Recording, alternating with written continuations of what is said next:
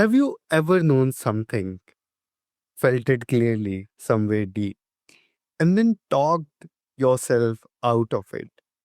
Convince yourself it was too much, too risky, too exposed. Most of us have. We have learned to distrust the quietest voice in the room, which is often our own.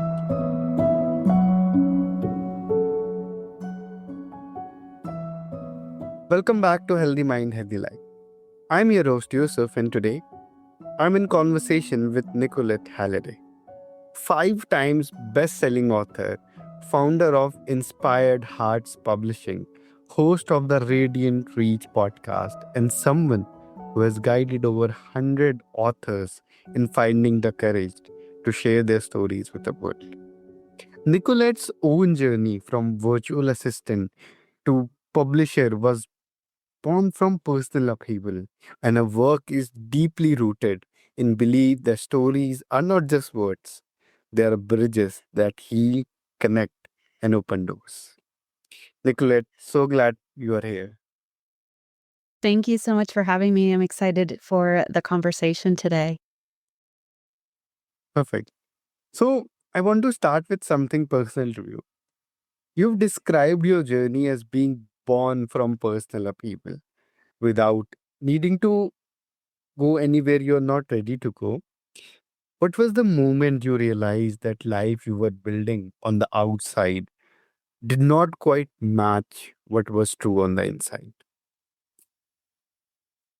I think there's been several moments of that reckoning. I don't think that the evolution of our life is always linear. I think oftentimes we have these moments that kind of shake us or give us this new perspective, and at that moment we have a choice. One of the moments that stands out particularly is I after my divorce, I was married for 24 years, and in the transition of becoming a single mother and continuing on my entrepreneurial journey, really opening up to this idea of creating connection through understanding our story and our experience. There was this awakening moment in me realizing that I had contorted myself for in so many ways, not just in my marriage, but in relationships with my family and in work situations to be palatable, to be accepted to people and to really in the intention of creating an experience for them. And in that process, I was seeping, my own identity and connection with myself. Self trust is something almost everyone says they want, but very few people actually have. And I think one of the reasons is that trusting yourself sounds simple until you actually try it. Yeah. Then you realize how many layers of doubt, comparison, and old conditionings are sitting on top of it. So, Yeah. where do you think self trust actually breaks down for most people? I think self-trust breaks down for most people in trusting life. And trusting that life will continue to create opportunities and experiences for our best good. Sometimes those experiences are painful, sometimes they're uncomfortable, but they're always opportunities to lead to our growth. So if you don't have this kind of belief that life is going to lead you to opportunities to better understand yourself, to better trust yourself, then it's easy to feel that wobble, second guess it, and then backtrack into old patterns or ways of doing things.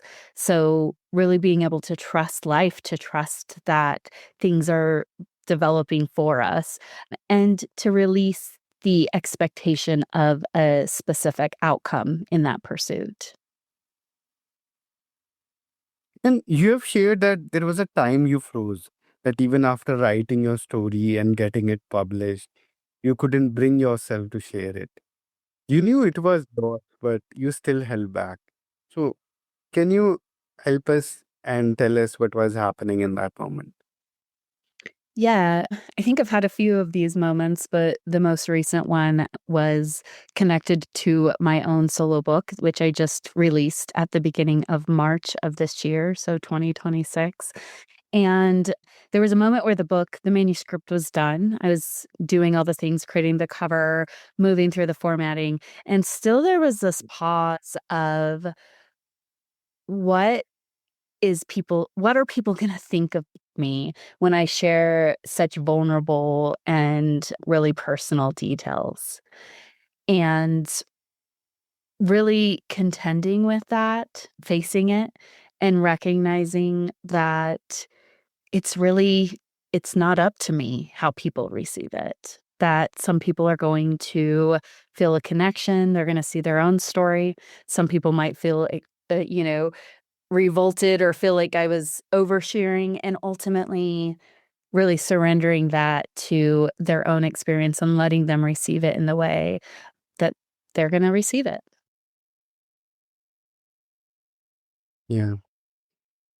What I find honest about that is the idea that choosing to fail felt safer than failing after giving everything, giving it, after you have done everything, writing a book, which is in itself is a very hard, tiring, and an effort that takes a lot from you.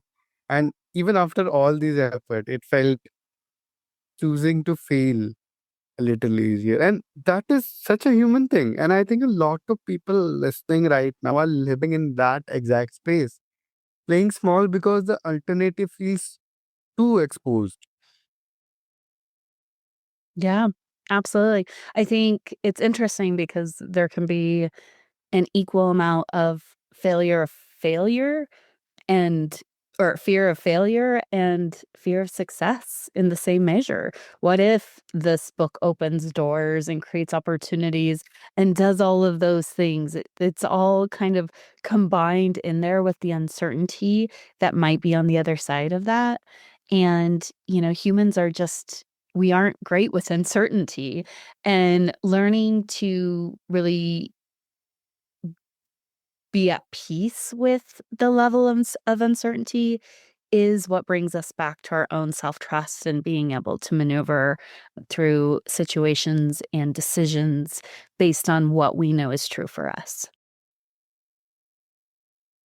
Yeah.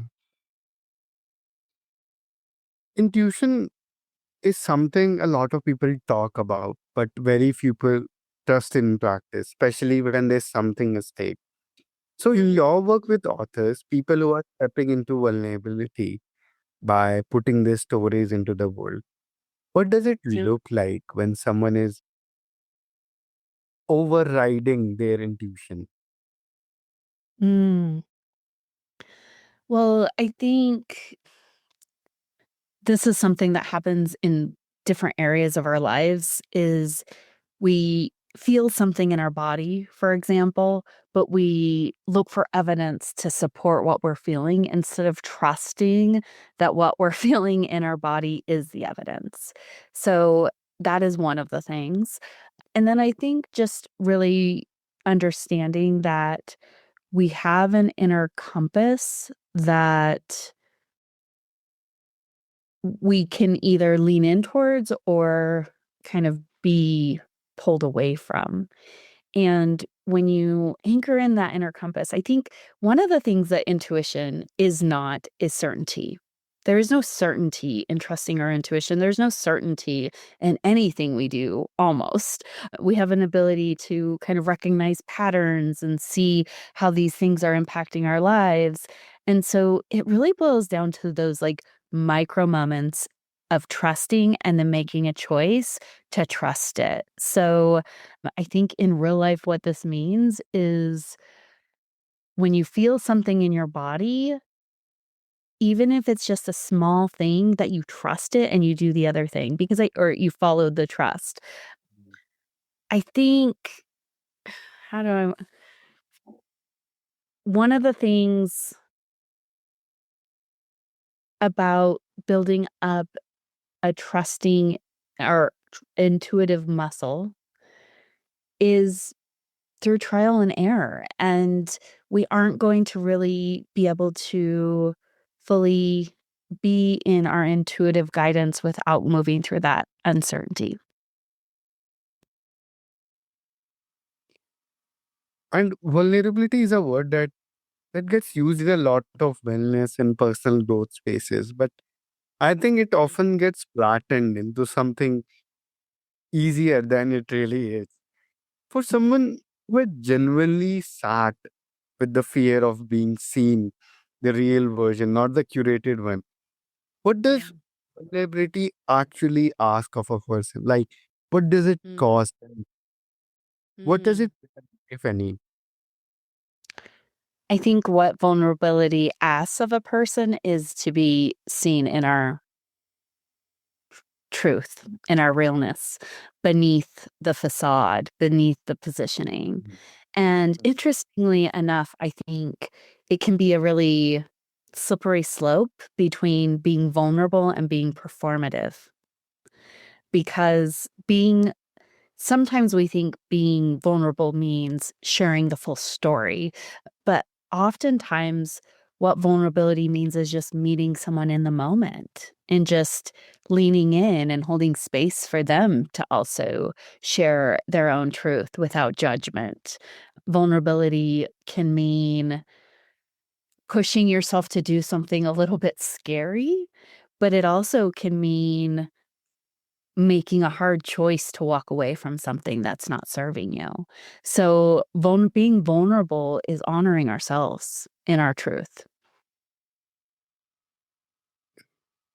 No, that's a that's a really profound thread because I think so many people are waiting to feel safe before they speak, not Mm. realizing that sometimes the speaking is what creates the safety. The act Yeah. of expression is itself is the part of healing. Mm, yeah, absolutely. I think it's a practice. It's showing up and sharing a little bit more about ourselves, or it's sharing something personal, n not in a way of, like, manipulating, but in the with the intention of connection, because so many of us have similar experiences. Most of us have experienced some level of heartbreak. Most of us have experienced some level of confusion or frustration, and the stories are actually a lot more connected. There's a lot more overlapping experiences in what we do than there's differences, and so being really honest about who we are and where we're at is kind of an invitation for other people to do that too. Nicolette, you have helped over 100 authors, Mm. 100 plus authors share this with it, and you published more than 50 works through Inspired Hearts. Across all of that, what's the most common thing that stops someone from trusting themselves enough to go all the way, like to actually publish, to actually be seen? And what does it take to move through it? I think the most common theme is self-sabotage and imposter syndrome. So really questioning, who am I to share this? How is this even good enough? What are people gonna think about me once it goes through it?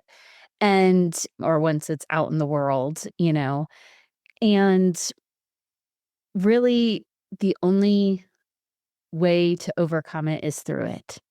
Is by doing it and trusting it, and then you realize, "Okay, that was scary and I did it anyways, and look how it was received, look at the connections I made, look at the feedback I received," not all positive, but feedback, and it helped me feel like I could be brave even when things feel scary. I think that is one of the most important said on this show. Because I believe there are people listening right now who have been waiting for that particular kind of permission. And what Mm, you offered them is not just a strategy, is it? mhm. It is an invitation for them. Yeah.